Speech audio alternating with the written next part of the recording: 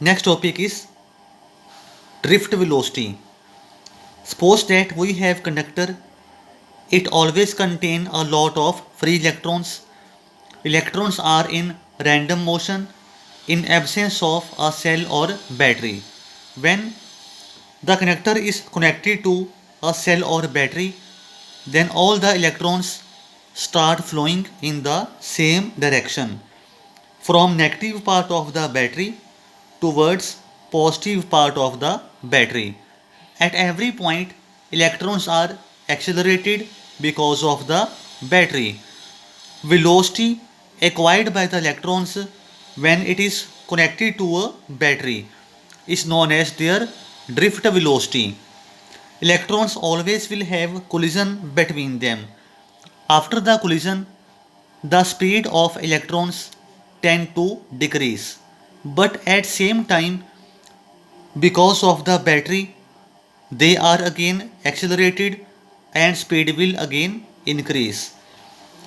In absence of current or in absence of a battery or cell, average velocity of all the electrons will be equal to 0 since velocities in random directions cancel effect of each other. So in absence of current, we have 0 as average velocity. When cell is connected here, velocity will not be equal to 0. Force acting on free electron is equal to formula for the force Q into E. In case of electrons, Q will be charged on the electron. It becomes E into E. Again we know that force is equal to M into A. Compare these two equations. E into V is equal to M into A. A is equal to EE over M. Again, formula for electrical field intensity. Electric potential over that of length. Putting here, this is the value for acceleration. Now let T1, T2 up to so on Tn. They are average time intervals between any two consecutive collision of electrons.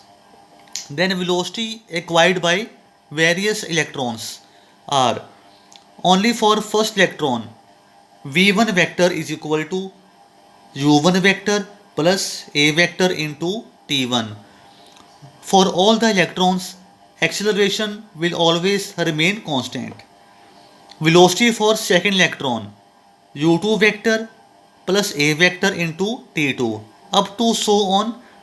Velocity for nth electron un vector plus a vector into tn. Now we find out mean velocity of all the electrons v vector, sum of all the velocities over number of velocities. V vector is equal to, put values for v1 vector, v2 vector and vn vector. Now separate u1 vector, u2 vector and separate a1 vector and t1 up to so on. This part was 0. It was in absence of the battery. 0 plus a vector into mean we suppose that symbol will be t. T is average time. V vector is equal to a vector into t.